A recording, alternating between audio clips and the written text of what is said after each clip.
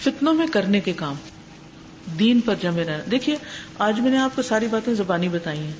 اب کل علم یقینی آپ نے حاصل کرنا ہے کہ وہ باتیں آپ کے سامنے لکھی ہوئی ہوں اور وہ حدیثیں آپ پڑھیں اور ان کا ترجمہ پڑھیں اور پھر ان کو آپ شیئر بھی کر سکیں. فتنوں میں کرنے کے کام، دین پر جمے رہنا. یعنی آندھی آئے تو کچھ درخت گر جاتے ہیں اور کچھ کھڑے رہتے ہیں اپنی جگہ پر. آپ نے استقامت اختیار کرنی ہے. وَمِنَ النَّاسِ مَن يَعْبُدُ اللَّهَ عَلَى حَرْفٍ فَإِنْ أَصَابَهُ خَيْرٌ اطْمَأَنَّ بِهِ وَإِنْ أَصَابَتْهُ فِتْنَةٌ انقَلَبَ عَلَى وَجْهِهِ خَسِرَ الدُّنْيَا وَالْآخِرَةَ ذَلِكَ هُوَ الْخُسْرَانُ الْمُبِينُ.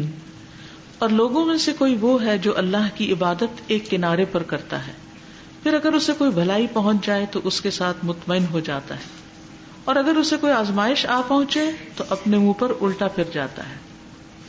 اس نے دنیا اور آخرت کا نقصان اٹھایا. یہی تو صریح خسارہ ہے. تو اس سے کیا پتہ چلتا ہے کہ کچھ لوگ ایسے ہوتے ہیں جو جم کے عبادت کرتے ہیں اور کچھ لوگ کنارے پہ عبادت کرتے ہیں، بس کنارے کنارے پر دین پر ہے. اگر دین سے کچھ فائدہ ہو تو دین میں رہتے ہیں، اور اگر دین کی وجہ سے تھوڑی سی بھی کوئی آزمائش امتحان ہو تو وہ فوراً اپنا رخ بدل لیتے ہیں اور دنیا کی طرف مڑ جاتے ہیں. یعنی دین کے فائدے کے لیے دنیا کا نقصان نہیں کر سکتے، لیکن دنیا کے فائدے کے لیے دین کا نقصان کر لیتے ہیں. تو اس سے نکلنا ہے ہم کو باہر. کنارے پہ رہ کے نہیں عبادت کرنی، بلکہ اطمینان کے ساتھ اندر رہ کے عبادت کرنی ہے، اللہ کا کام کرنا ہے. اس میں صاف کہا گیا نا، کوئی آزمائش آ پہنچے تو اپنے منہ پہ الٹا پھر جاتا ہے، واپس وائنڈ اپ، سب کچھ ختم کرو، بند کرو. انس رضی اللہ عنہ سے روایت ہے، رسول اللہ صلی اللہ علیہ وسلم نے فرمایا، لوگوں پر ایسا زمانہ بھی آئے گا کہ اپنے دین پر صبر کرنے والا دہکتے ہوئے انگارے کو مٹھی میں بند کرنے والے کے مترادف ہوگا. یعنی دین پر عمل کرنا ایسا ہوگا جیسے انگارہ پکڑنا. اتنی مشکلات بھی لوگوں پر آ جائیں گی، لیکن وہ پھر بھی اس کو پکڑے رکھیں گے، کیونکہ اس کے بغیر تو پھر ناکامی ہی ناکامی. رسول اللہ صلی اللہ علیہ وسلم نے فرمایا، بلا شبہ تمہارے بعد صبر کے دن آنے والے ہیں. ان میں دین اور شریعت پر صبر کرنا، یعنی اس پہ ثابت قدم رہنا، ایسے ہوگا جیسے انگارہ پکڑنا. لوگوں میں عمل کرنے والے کو اس جیسے 50 عمل کرنے والوں کا ثواب ملے گا. ابھی کسی نے سوال کیے تھے نا، یہ سوال کیا تھا کہ کیا جب فتنے زیادہ ہوں گے تو دین پر عمل کرنے کا ثواب بھی زیادہ ہوگا؟ 50 لوگوں کے برابر اجر ملے گا جو مشکل وقت میں دین پر عمل کریں گے. آسانی میں تو ہر ایک عمل کر لیتا ہے، لیکن جب مشکلات ہوں، رکاوٹیں ہوں، خطرات ہوں، اندر باہر سے پریشانیاں ہوں، اور صرف دین پر عمل کرنے کی وجہ سے لوگ آپ کے پیچھے پڑ جائیں، اور اگر آپ دین چھوڑ دیں تو وہ لوگ بھی آپ سے راضی ہو جائیں، تو ایسے وقت میں اگر آپ دین کو پکڑے رکھتے ہیں تو اس کا اجر کہیں زیادہ ہے. پھر ہے دین کو ترجیح دینا، دین کو اپنی پرائرٹی بنانا ہے. پہلا کام کیا کرنا تھا؟ دین پر ثابت کرنی. دوسرا، دین ہی پرائرٹی. ابو ہریرہ رضی اللہ عنہ سے روایت ہے کہ رسول اللہ صلی اللہ علیہ وسلم نے فرمایا، جب تمہارے پاس ایسا آدمی رشتہ مانگنے کے لیے آئے جس کا اخلاق اور دین تمہیں پسند ہو تو اسے رشتہ دے دو. اگر تم یوں نہیں کرو گے تو زمین میں بہت زیادہ فتنہ و فساد پیدا ہو جائے گا. یعنی دین کو ترجیح بنانا، اللہ کی عبادت میں مصروف رہنا. معقل بن یسار رضی اللہ عنہ سے روایت ہے کہ رسول اللہ صلی اللہ علیہ وسلم نے فرمایا، فتنے کے دور میں عبادت کرنا میری طرف ہجرت کرنے کی طرح ہے. فتنے کے دور میں عبادت نبی صلی اللہ علیہ وسلم کی طرف ہجرت کرنے کی طرح ہے. پھر ہے نفاق سے بچنا، منافقت سے بچنا. سورۃ الحدید میں آتا ہے، ینادونہم الم نکم معکم قالوا بلی ولکنکم فتنتم انفسکم وتربصتم وارتبتم وغرتکم الامانی حتی جاء امر اللہ وغرکم باللہ الغرور. اور وہ منافق انہیں آواز دیں گے کہ کیا ہم تمہارے ساتھ نہ تھے؟ ہم دنیا میں اکٹھے کام نہیں کرتے تھے، گھر میں نہیں رہتے تھے؟ وہ کہیں گے کیوں نہیں، لیکن تم نے اپنے آپ کو فتنے میں ڈالا اور تم انتظار کرتے رہے کہ حالات اچھے ہو جائیں تو پھر دین پر عمل کریں گے، اور تم نے شک کیا اور جھوٹی آرزوؤں نے تمہیں دھوکہ دیا یہاں تک کہ اللہ کا حکم آ گیا اور اس دغا باز نے تمہیں اللہ کے بارے میں دھوکہ دیا، یعنی شیطان نے. کشمکش اور گو مگو کا شکار نہیں ہونا. بلکہ دین کے جو واضح احکامات ہیں ان پر عمل کرتے چلے جانا، چاہے کوئی مخالفت کرے، چاہے کوئی ہمدردی کرے، موافقت کرے. سنت کی مخالفت نہ کرنا. فَلْيَحْذَرِ الَّذِينَ يُخَالِفُونَ عَنْ أَمْرِهِ أَن تُصِيبَهُمْ فِتْنَةٌ أَوْ يُصِيبَهُمْ عَذَابٌ أَلِيمٌ. لازم ہے کہ وہ لوگ ڈریں جو اس کا حکم ماننے سے پیچھے رہتے ہیں کہ انہیں کوئی فتنہ آ پہنچے یا انہیں دردناک عذاب آ پہنچے. پھر نیک اعمال کرنا. نبی صلی اللہ علیہ وسلم نے فرمایا 6 باتوں سے پہلے اعمال کرنے میں جلدی کرو. دجال، دھوئیں، زمین کے جانور یعنی جو زمین سے نکلے گا، دابۃ الارض، سورج کے مغرب سے طلوع ہونے یا ایسے فتنے کے آنے سے پہلے جو تمام لوگوں کو اپنی لپیٹ میں لے لے، یا تم میں سے کسی کو کوئی خاص حالات پیش آ جائیں جو اسے عمل سے روک دیں. یعنی اس سے پہلے کہ تم کام کر نہ پاؤ، اس سے بھی مشکل حالات آ جائیں تو جو کر سکتے ہو کرتے چلے جاؤ. اچھا ہوتا پتہ کیا ہے، جب ہم کوئی اچھا کام کر رہے ہوتے ہیں نا تو اس میں رکاوٹ ضرور آتی ہے. آپ کے ساتھ بھی تجربہ ہوا ہوگا، کوئی نہ کوئی مشکل اندر باہر سے آ جاتی. یہ رکاوٹ کیوں آتی؟ ہمارے امتحان کے لیے کہ کیا ہم پھر بھی اس کے جو کام کر رہے ہیں اس کے ساتھ ہم سنجیدہ، سنسیئر، وفادار رہیں گے، ہم کرتے رہیں گے یا نہیں کریں گے. امتحان کے لیے آتی ہے. تو اگر ہم اس رکاوٹ کی وجہ سے اپنا کام چھوڑ دیں یا مخالفت کی وجہ سے جو کر رہے ہیں اس کو کرنا چھوڑ دیں تو یہی فتنے میں پڑنا ہے کہ ہم فتنے کا شکار ہو گئے. تو ایسے میں رکاوٹوں کے باوجود کیا کرنا ہے؟ کام کرتے چلے جانا ہے. اچھا بعض اوقات ایسا بھی ہوتا ہے کہ ہم سوچتے ہیں کہ اب میری بس. بعض مشکلات ایسی آتی ہیں نا، آپ اچھا کر رہے ہو تو آپ لوگ پیچھے پڑ جاتے ہیں، آپ کہتے ہیں میری بس، میں نے سبق سیکھ لیا، بس I have learnt my lesson. اور نہیں ابھی تو نہیں معلوم اس سے آگے اور کیا آنے والا ہے. اسی پہ ہار گئے، اسی پہ بیٹھ گئے. غنیمت جانو زندہ ہو، ابھی کچھ کر سکتے ہو کر جاؤ. جب موت کا وقت آئے گا تو ہم کتنا بھی چاہیں کہ ہمیں 1-2 گھنٹے اور مل جائیں تاکہ ہم استغفار کی تسبیح کر لیں، نہیں کر سکتے.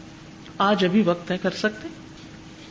تو چھوٹی چھوٹی رکاوٹوں، مخالفتوں سے مراد نفس کی مخالفتیں بھی ہو سکتی، لوگوں کی باتیں، تنقیدیں، الزامات اور طرح طرح کی باتیں ہو سکتی. تو جب تک اللہ نے ہمیں موقع دیا ہے، صلاحیت دی ہے، چانسز دیے ہیں، ماحول دیا ہے، عافیت دی ہے، تو چھوٹی موٹی باتوں سے گھبرا کے جو نیکی آپ کر رہے ہیں اسے چھوڑے نہیں، کرتے چلے جائیں جب تک مہلت مل جائے. کیونکہ کوئی پتہ نہیں کل ہماری صحت نہ رہے، کل ہمارے پاس وقت نہ رہے، کل عقل نہ رہے، اللہ نہ کرے. بعض اوقات ایسی ایسی بیماری آتی ہے انسان مجنون ہو جاتا. کتنے ہی لوگ ایسے ہیں جو کسی اسٹروک کا شکار ہو جاتے ہیں، پیرالائزڈ ہو جاتے ہیں، فالج ہو جاتے ہیں. جو وہ کر رہے ہوتے ہیں وہ کر نہیں سکتے، وہ زبان سے بول نہیں سکتے. بعض اوقات اللہ کا کتنا شکر ہے ہم ذکر کر سکتے ہیں، ہم بول سکتے ہیں، ہم کسی کی خدمت کر سکتے ہیں، ہم چل پھر سکتے ہیں.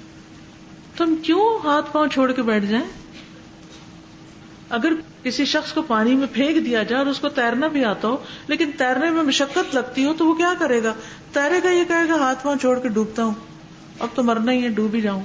کیا کرے گا عقل مند؟ کب تک تیرے گا؟ کب تک ہاتھ پاؤں مارے گا؟ آخری دم تک. بالکل اسی طرح کہ اس آزمائشوں کے اور امتحانوں کے سمندر میں ہم نے آخری دم تک ہاتھ پاؤں مارتے چلے جانا ہے یہاں تک کہ ہم اللہ کے پاس پہنچ جائیں. اللہ تعالیٰ ہم سب کو استقامت عطا کرے. پھر نمازوں کا اہتمام، خصوصاً تہجد کا اہتمام. جب کوئی پریشانی آئے، عام حالات میں بھی، لیکن خصوصاً اگر کوئی پریشانی آئے، کوئی تکلیف آئے، کام میں رکاوٹ آنے لگے، نعمتیں چھننے لگے، نعمتوں کا زوال ہونے لگے، مواقع ہاتھ سے جانے لگے، آزادی چھننے لگے، تو اللہ کے قریب ہو جائیے. وسجد وقترب، وسجد وقترب، وسجد وقترب. سجدوں کی کثرت، اور خصوصاً رات کے آخری حصے میں. نبی صلی اللہ علیہ وسلم کی زوجہ ام سلمہ رضی اللہ تعالی عنہا سے روایت ہے، انہوں نے کہا رسول اللہ صلی اللہ علیہ وسلم ایک رات گھبرا کر بیدار ہوئے تو فرمایا سبحان اللہ، اس رات اللہ تعالیٰ نے کیسے کیسے خزانے اتارے ہیں اور کس کس طرح کے فتنے نازل کیے ہیں. دونوں چیزیں آئی ہیں. کوئی شخص ہے جو حجرے والیوں کو جگائے آپ کی مراد آپ کی بیویاں تھی، تاکہ یہ اٹھ کر نماز پڑھیں، تاکہ یہ اٹھ کر نماز پڑھیں. آپ نے یعنی فتنوں کا ذکر کیا اور اس کے ساتھ کس چیز کا ذکر کیا؟ نماز کا ذکر کیا کہ یہ رات کو اٹھے اور نماز پڑھیں. بہت سی دنیا میں لباس پہننے والی عورتیں آخرت میں ننگی ہوں گی، تو آخرت میں عزت کا لباس اور اکرام کس کو نصیب ہوگا؟ جو دنیا میں اللہ کے آگے جھکتا ہوگا. اس وقت اللہ سبحانہ وتعالی خود پکارتے ہیں، ہے کوئی جو مانگنے والا جو میں اسے دوں، کوئی سوال کرنے والا جس کو میں عطا کروں، کوئی بخشش مانگنے والا کہ میں اس کو بخشوں. چاہے نعمتوں کا نزول ہو، خزانے اترے، چاہے فتنے آ رہے ہوں، دونوں صورتوں میں کیا ہے؟ تہجد، نماز. پھر صبر کرنا. وَجَعَلْنَا بَعْدَكُمْ لِبَعْدٍ فِتْنَةً أَتَصْبِرُونَ وَكَانَ رَبُّكَ بَصِيرًا. اور ہم نے تمہارے بعض کو بعض کے لیے آزمائش بنا ہے، خصوصاً لوگوں کے درمیان جو آپس کے فتنے، آپس کے لڑائی جھگڑے مخالفتیں اور سب. اس کا حل کیا ہے؟ اس کا علاج کیا؟ صبر سے کام لیا جائے، جلد بازی نہ کی جائے، لوگوں کی باتوں کو برداشت کر لیا جائے. بعض اوقات اپنے، بعض اوقات انجان، دونوں طرح کے لوگ ہمارے لیے آزمائش بنتے ہیں، مخالفت کرتے ہیں، الزام تراشی کرتے ہیں. صبر سے کام لینا، اچھے اخلاق کو ہاتھ سے نہیں جانے دینا، رویہ اچھا ہی رکھنا. اپنے آپ کو لوگوں کے تابع نہیں کرنا. لوگوں کے تابع کرنے کا مطلب کیا ہے؟ کہ وہ ہم سے برا کرے تو ہم بھی جواب میں بد اخلاق ہو جائیں، برے ہو جائیں. نہیں، وہ کچھ بھی کر رہے ہیں، آپ اپنی حدود کے اندر رہیے، آپ اپنے اخلاق کو اچھا رکھیے. نبی صلی اللہ علیہ وسلم نے فرمایا، یقیناً خوش بخت وہ ہے جو فتنوں سے بچا لیا گیا اور جو مبتلا کیا گیا تو اس نے صبر کیا. یعنی دو طرح کے حالات ہوتے ہیں، کبھی ہم فتنے میں مبتلا ہوئے ہوتے، کسی مشکل کا شکار ہوتے ہیں، یا پھر عافیت میں ہوتے ہیں. تو عافیت میں کیا ہے؟ عافیت میں ہونا بھی اللہ کا فضل ہے، خوش قسمتی کی علامت ہے. اور مشکل کے وقت صبر کی توفیق ہونا، یہ بھی خوش قسمتی کی علامت ہے. کبھی کوئی ایک عافیت میں ہوتا، کبھی کوئی دوسرا ہوتا، کبھی کبھی کسی کے اوپر مشکل ہوتی، کبھی کسی کے اوپر ہوتی. تو اصل میں تو یہی ہے نا کہ ہمارا ریئیکشن اس وقت کیا ہوتا ہے. لیبلوکم، یہ سب کچھ ہوتا کس لیے؟ اونچ نیچ، لیبلوکم ایکم احسن عملا. پھر تقی، خفی اور غنی ہو جانا، تقوی اختیار کرنا، چھپ جانا، غنا برتنا. عامر بن سعد سے روایت ہے کہ سعد بن ابی وقاص رضی اللہ عنہ اپنے اونٹوں میں تھے کہ اسی دوران ان کا بیٹا عمر آیا. تو جب سعد رضی اللہ عنہ نے اسے دیکھا تو فرمایا، اعوذ باللہ من شر ھذا الراکب، میں اس سوار کے شر سے اللہ کی پناہ پکڑتا ہوں. تو جب وہ اترا تو سعد رضی اللہ عنہ کہنے لگے، آپ اپنے اونٹوں اور بکریوں میں رہنے لگے ہیں اور لوگوں کو چھوڑ دیا ہے. جب وہ بیٹا اترا تو وہ اپنے باپ یعنی حضرت سعد سے کہنے لگا کہ آپ اپنے اونٹوں اور بکریوں میں رہنے لگے اور لوگوں کو چھوڑ دیا ہے، کہ وہ ملک کی خاطر آپس میں لڑ رہے ہیں. تو سعد رضی اللہ عنہ نے اس کے سینے پہ ہاتھ مارا اور فرمایا، خاموش ہو جاؤ، میں نے رسول اللہ صلی اللہ علیہ وسلم کو فرماتے ہوئے سنا ہے کہ اللہ اپنے اس بندے سے محبت کرتا ہے جو متقی ہے، غنی ہے اور چھپا ہوا ہے. یعنی لڑائی جھگڑوں میں کسی کی پارٹی بننے کی بجائے، کسی خاص گروپ میں شریک ہونے کے بجائے، اور کسی خاص کلٹ کو اختیار کرنے کی بجائے، یا کسی ایسے جھگڑے میں پڑنے کی بجائے، انسان کیا کرے؟ اپنی ذاتی عبادت پر فوکس کرے اور اپنے کام سے کام رکھے. یہ سب سے آسان طریقہ ہے. یعنی جب لوگ دنیا پہ لڑ رہے ہوں، اس گھروں میں کے اندر بھی ایسا ہو جاتا ہے نا، اور بھی بیرونی دنیا میں جہاں کام کاج آپ کرتے ہیں وہاں بھی بعض اوقات اس قسم کی باتیں ہونے لگتی ہیں. یعنی جہاں بھی اختلاف پیدا ہوگا اور جہاں بھی لوگ آپس میں لڑنے لگیں گے تو ہر گروہ کیا چاہے گا؟ آپ کو کیا چاہے گا آپ کے لیے؟ کہ آپ اس کے ساتھی بن جائیں، آپ اس کے مددگار بن جائیں. تو لوگوں کے اختلافات میں، یہ غور سے سننے کی بات ہے، لوگوں کے اختلافات میں پارٹی بازی میں آپ نے کیا کرنا ہے؟ کنارہ کشی اختیار کرنی کہ مجھے اس کا حصہ نہیں بننا. دونوں کو سمجھانا، دونوں کی خیرخواہی کرنی ہے، لیکن کہ حصہ نہیں بننا اس کا. جیسے خاندان میں بعضوں کا لڑائی جھگڑے ہوتے ہیں اور اسی طرح کے مسئلے مسائل ہوتے ہیں. فیئر رہیں، نیوٹرل رہیں، انصاف سے کام لیں. اس کی غیبت، اس کی بات، اس کی کرنے کی بجائے اپنی عبادت پہ فوکس کریں، اپنی اصلاح کی فکر کریں. گھر کو لازم پکڑ لینا، کم متحرک ہونا. عبداللہ بن مسعود کہتے ہیں کہ رسول اللہ صلی اللہ علیہ وسلم نے فرمایا، ان قریب ایسا فتنہ ہوگا کہ اس میں سونے والا لیٹنے والے سے بہتر ہوگا. لیٹنے والا بیٹھنے والے سے بہتر ہوگا، بیٹھنے والا کھڑے ہونے والے سے بہتر ہوگا، کھڑے ہونے والا چلنے والے سے بہتر ہوگا، چلنے والا سوار سے بہتر ہوگا، سوار دوڑنے والے سے بہتر ہوگا. ان کے سارے مقتولین جہنم میں جائیں گے، یعنی جو قتل و غارت وہ کریں گے. میں نے کہا اللہ کے رسول صلی اللہ علیہ وسلم ایسے کب ہوگا؟ آپ نے فرمایا قتل و غارت گری کے ایام میں ایسا ہوگا.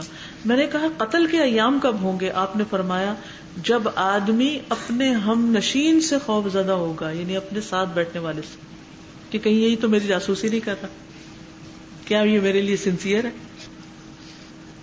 میں نے کہا اگر میں ایسا زمانہ پالوں تو آپ مجھے کیا حکم دیتے ہیں، پھر میں کیا کروں؟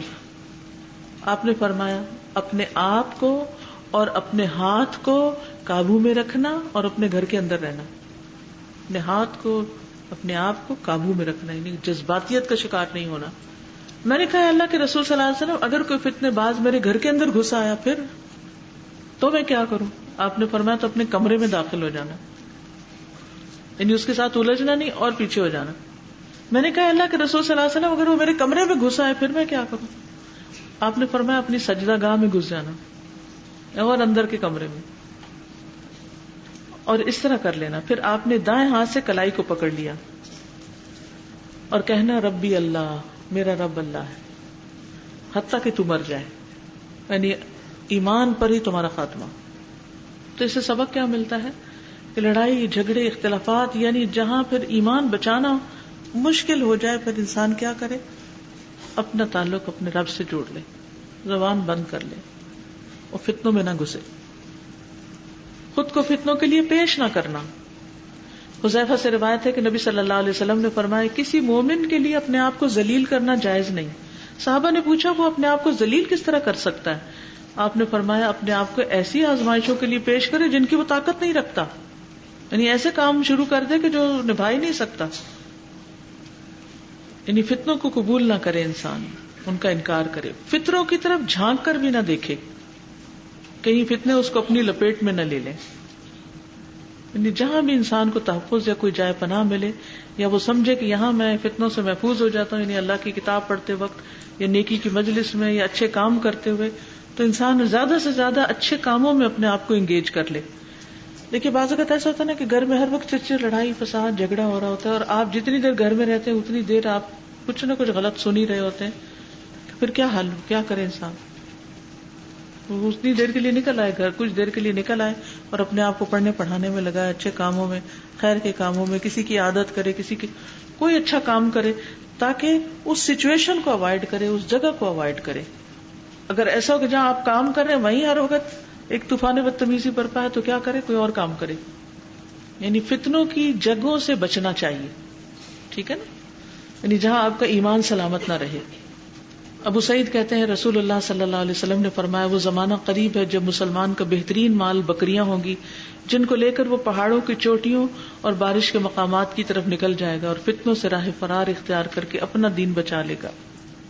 رسول اللہ صلی اللہ علیہ وسلم نے فرمایا بلا شبہ انتہائی خوش بخت ہے وہ انسان جو فتنوں سے بچا رہا، بڑا خوش بخت ہے وہ انسان جو فتنوں سے بچا رہا، بڑا خوش بخت ہے وہ انسان جو فتنوں سے بچا رہا، اور جو ان میں مبتلا کیا گیا پھر اس نے صبر کیا تو وہ کیا ہی خوب ہے.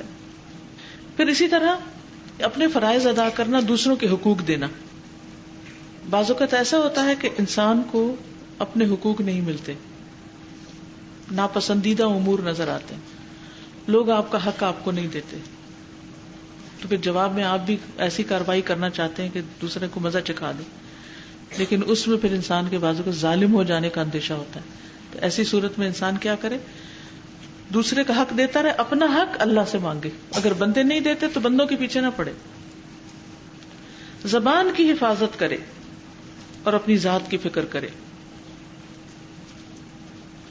رسول اللہ صلی اللہ علیہ وسلم نے فرمایا جب تم دیکھو کہ لوگ اپنے عہدوں میں بے وفائی کرنے لگے، یعنی وعدہ نہیں پورا کرتے، امانتوں کا معاملہ انتہائی خفیف اور ضعیف ہو گیا ہے اور ان کی آپس کی حالت اس طرح ہو گئی ہے، اور آپ نے اپنی انگلیوں کو ایک دوسرے کے اندر ڈال کے دکھایا، نہیں گتھم گتھا ہو گئے ہیں. عبداللہ کہتے ہیں میں اٹھ کر آپ کے قریب ہو گیا اور عرض کیا اللہ مجھے آپ پر فدا کرے، میں ان حالات میں کیا کروں؟ آپ نے فرمایا اپنے گھر کو لازم پکڑنا، اپنی زبان کے مالک بن جانا، نیکی پر عمل کرنا، برائی کو چھوڑ دینا، اپنی ذات کی فکر کرنا اور عام لوگوں کی فکر چھوڑ دینا. یعنی اگر حد سے زیادہ حالات خراب ہو جائیں کہ جس میں انسان کے ایمان جانے کا خطرہ ہو، انسان خود فیصلہ کر سکتا ہے نا کہ کس کام کے کرنے سے ایمان بڑھتا ہے اور کس کے کرنے سے گھٹ جاتا ہے، تو پھر انسان سارا فوکس اپنی اصلاح پہ کر لے. لوگوں پر تبصرہ کرنے سے گریز کرنا، کمنٹس نہیں دینے لوگوں کے بارے میں. ابو ہریرہ کہتے ہیں رسول اللہ صلی اللہ علیہ وسلم نے فرمایا ان قریب لوگوں پر دھوکے سے بھرپور سال آئیں گے، ان میں جھوٹے کو سچا سمجھا جائے گا، سچے کو جھوٹا کہا جائے گا. سبحان اللہ. ایسے فتنے بھی آئیں گے کہ سچے لوگ کیا قرار دیے جائیں گے؟ جھوٹے. خائن کو امانت دار سمجھا جائے گا، امین کو خائن سمجھا جائے گا. اب یقین مانیے آج ہی مجھے کسی نے ایک میسج کیا کہ انہیں ایسے گھر میں مشکلات پیش آئیں کہ ان کے حق پہ ہوتے ہوئے بھی بالکل سارا بلیم ان پہ ڈال دیا کہ ان کو جھوٹا قرار دے دیا، حالانکہ وہ سچی تھی. تو ایسے حالات ہو سکتے ہیں، کسی کے ساتھ بھی ہو سکتے ہیں. فرمایا کہ ایک وقت آئے گا جس میں خائن کو امانت دار کو خیانت کار سمجھا جائے گا، اور رویبضہ بات کریں گے. کہا کہ رویبضہ کا کیا مطلب ہے؟ آپ نے فرمایا حقیر آدمی عوام کے معاملات میں رائے دے گا، ہر غیر تبصرے شروع کر دیں گے. اہل حق کے ساتھ رہنا. آپ صلی اللہ علیہ وسلم نے فرمایا میری امت کا ایک گروہ ہمیشہ حق پر رہے گا، ان کا کوئی مخالف ان کا کچھ نہیں بگاڑ سکے گا حتیٰ کہ اللہ کا فیصلہ آ جائے گا. صحابہ کے دور سے رہنمائی لینا کہ انہوں نے مختلف حالات میں کیا کیا. پھر لوگوں کی اصلاح کا کام کرنا، لوگوں کی خیر خواہی کرنا. نبی صلی اللہ علیہ وسلم نے فرمایا جب اسلام کی ابتدا ہوئی تو وہ اجنبی تھا، ان قریب دوبارہ اجنبی بن جائے گا، اور اجنبیوں کے لیے خوشخبری ہے. کہا گیا اللہ کے رسول یہ کون لوگ ہیں؟ آپ نے فرمایا وہ جو لوگوں کے بگاڑ کے وقت ان کی اصلاح کرتے رہیں. ہتھیار بیکار کر دینا. ابو موسیٰ اشعری سے روایت ہے کہ نبی صلی اللہ علیہ وسلم نے فتنے کے بارے میں فرمایا اس وقت تم اپنی کمانیں توڑ ڈالو، کمانوں کی تانت کاٹ ڈالو، اپنے گھروں کے اندر چپ کے بیٹھے رہو اور آدم کے بیٹے حابیل کی مانند ہو جاؤ. یعنی جب بہت ہی خطرناک قسم کے حالات ہو جائیں اور مسلمانوں کا گلا کاٹنے لگے تو اس میں شریک نہ ہو. کیا کرو؟ حابیل نے کیا کہا تھا؟ اگر تم مجھے قتل کرو گے تو میں تمہیں قتل نہیں کروں گا. پھر فتنوں سے حفاظت کی دعائیں پڑھنا. ربنا لا تجعلنا فتنة للقوم الظالمین. اب دعا کر بھی لیجیے، میں اب دعا پڑھتی ہوں اور آپ آمین کہیے.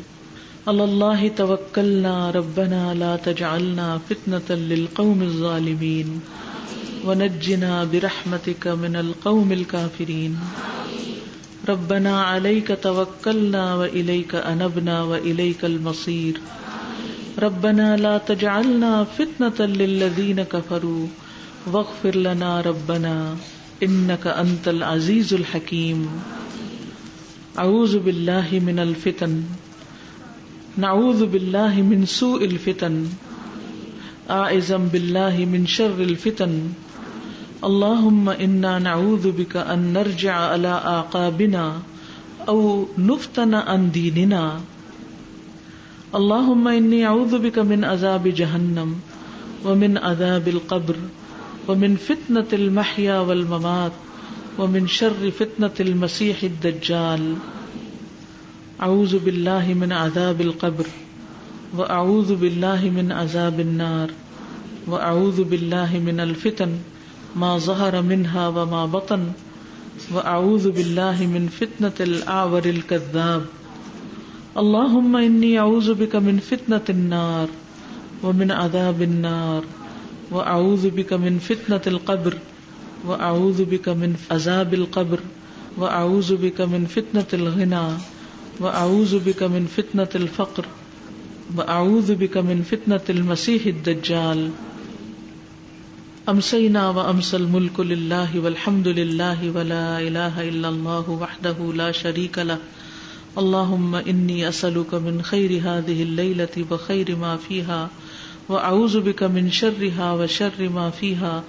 اللہم انی اعوذ بک من الکسل والحرم وسوء الکبر وفتنة الدنیا وعذاب القبر. اعوذ بکلمات اللہ التامات التی لا یجاوزہن بر ولا فاجر من شر ما خلق وذرأ وبرأ ومن شر ما ينزل من السماء ومن شر ما يعرج فيها ومن شر ما ذرأ في الأرض ومن شر ما يخرج منها ومن شر فتن الليل والنهار ومن شر كل طارق إلا طارقا يطرق بخير يا رحمن. اللهم إني أسألك عملا بالحسنات وتركا للمنكرات وإذا أردت في قوم فتنة وأنا فيهم فاقبضني إليك غير مفتون. اللهم إني أعوذ بك من الكسل والهرم والجبن والبخل وفتنة المسيح وعذاب القبر. اللهم إني أعوذ بك من عذاب القبر ومن فتنة القبر. اللهم إني أعوذ بك من فتنة النار وعذاب النار ومن شر الغنى والفقر. سبحان ربك رب العزة عما يصفون وسلام على المرسلين والحمد لله رب العالمين. سبحانك اللهم وبحمدك أشهد أن لا إله إلا أنت أستغفرك وأتوب إليك. السلام علیکم ورحمۃ اللہ وبرکاتہ.